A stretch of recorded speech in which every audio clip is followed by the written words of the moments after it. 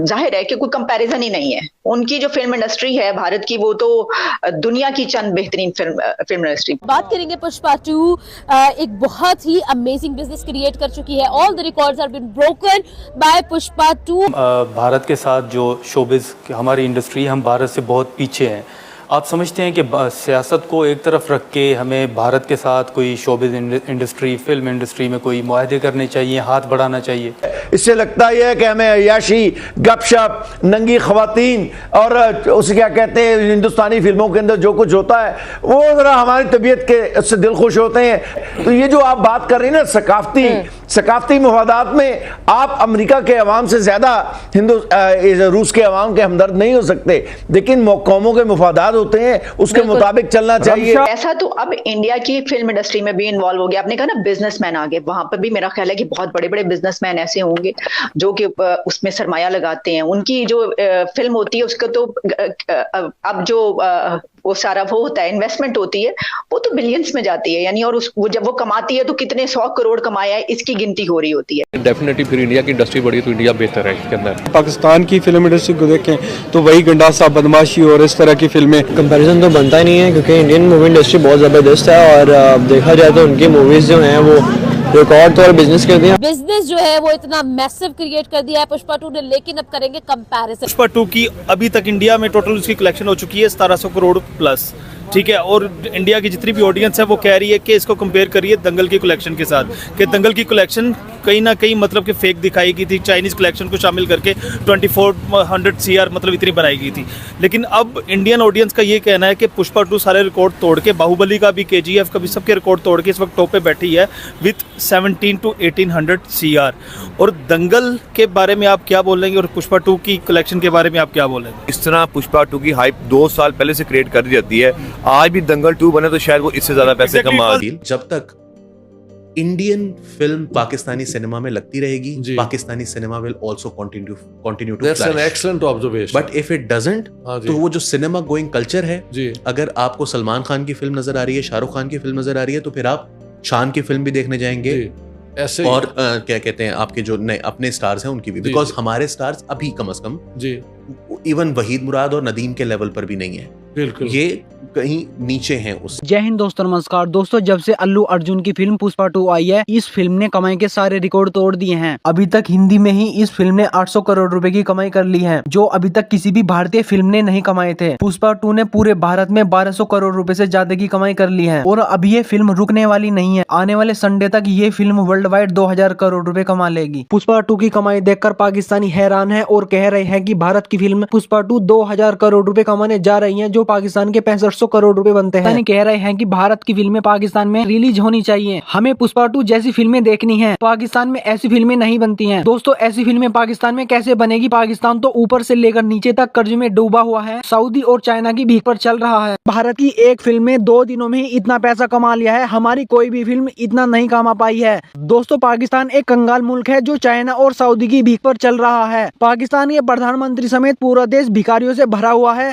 Investment तो पाकिस्तान में ना के बराबर है, तो फिर फिल्में क्या पाकिस्तान खाक बनाएगा? ये पाकिस्तानी हर चीज में भारत से तुलना करने लग जाते हैं। भिखारियों की तुलना केवल भिखारी से होती है, व्यापारी से नहीं। तकसीम के वक्त की बात कर लें, दोनों मुल्कों में बहुत अच्छी फिल्में बना करती थी, जो जब हम फिल्म इंडस्ट्री की बात करते हैं बड़े जोरों शोर से चल रही थी। फिर उसके बाद पाकिस्तान बहुत पीछे रह गया। अब तो खैर अगर हम देखें तो ये जो एक डेकेड है, इसमें फिर दोबारा से जो है वो नए ट्रेंड्स आए और नई फिल्में बनना शुरू जब हुई तो कुछ हमने बेहतरी दिखाई, कुछ यानी एक, वरना जाहिर है कि कोई कंपैरिजन ही नहीं है। उनकी जो फिल्म इंडस्ट्री है भारत की, वो तो दुनिया की चंद बेहतरीन फिल्म इंडस्ट्री।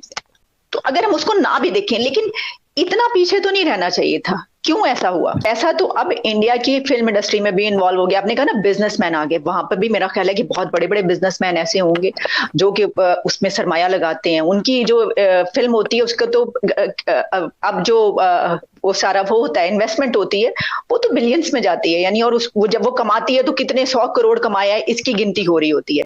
तो पैसा तो वहां पे भी आया, लेकिन फिर भी वो फ्लरिश करते रहे। नहीं, मैंने जिस तरह के पैसे की बात की है, मैं किसी खास कम्युनिटी का नाम नहीं लेना चाहता, लेकिन फिर भी आप ये देखो कि फलां बदमाश, ये बदमाश, इस तरह की फिल्म बनाने वाले लोग जो थे, जब वो लोग आ गए कि जिनके लिए दादा बदमाश, परदादा बदमाश और हाँ, मैं उस तरह के लोगों की बात कह रहा हूँ कि वो लोगों ने जब आके पैसा लगाना शुरू किया है तो जाहिर है वो वही कुछ ही मतलब आगे आएगा हमारे फिर। और दूसरी बात ये हुई है कि हमारे यहाँ पंजाबी फिल्म के नाम के ऊपर जो एक घटिया लचरपन हमारे सामने आया, उसके मुकाबले में उसका तोड़ करने के लिए हमारे पास सिर्फ वाहिद चीज़ मौजूद ये थी कि हमारे यहाँ पीटीवी का ड्रामा जो लॉन्ग प्ले था वो बहुत अच्छा बनता रहा। उसी को अगर लेके आप फिल्म के उस पैराए में उसको तब्दील कर देते तो फिर भी आपकी कुछ बात बन सकती थी। अच्छा, एक हमारे यहाँ तालीम का भी बहुत फ़र्क है। हिंदुस्तान में आप ये देखो उनका लिटरेसी रेट हमसे कहीं ज़्यादा है। आप उसकी मिसाल ये ले सकती हो कि उनके यहाँ अंग्रेज़ी की तालीम ज़्यादा थी, उनके यहाँ आर्ट, मैं पहले भी ये बात कह चुका कि आर्ट की तालीम बहुत ज़्यादा थी, डांस को उनके यहाँ अकेडमीज़ की सूरत में रखा गया।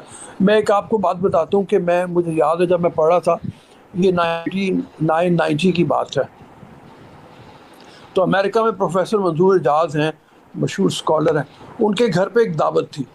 तो वो दावत में उन्होंने कुछ लोगों को मौसीकी के लिए बुला लिया, गाने के लिए बुला लिया। तो उन्होंने कहा कि यार हारमोनियम पे मैं बुला लूँगा, बजा लूँगा, तो मुझे तबला बजाने के लिए कोई चाहिए। तो उनको किसी ने बताया कि तबला बजाने के लिए आप वॉइस ऑफ अमेरिका पे एक आर्टिस्ट है, हिंदुस्तान से उनका ताल्लुक़ है, उनको बुला लीजिए। वो बड़ा अच्छा तबला खातून ने बजाया। मैंने जब थोड़ा सा वक्फा हुआ खाने के लिए हम रुके तो मैंने उनसे पूछा कि आपने तबला कहाँ से सीखा है? तो उन्होंने कहा मैंने PhD किया हुआ तबले में। मैंने उनसे पूछा कि अच्छा कितनी यूनिवर्सिटीज़ हैं जो मौसीकी में PhD की तालीम देती होंगी? उन्होंने कुछ 26 यूनिवर्सिटीज़ के नाम मुझे गिनवाए। तो जब 26 यूनिवर्सिटीज़ PhD की तालीम दे रही होंगी तबले में और मौसीकी में, तो आप उनका लेवल का अंदाज़ा कर सकती हो। हमारे यहाँ कितनी है?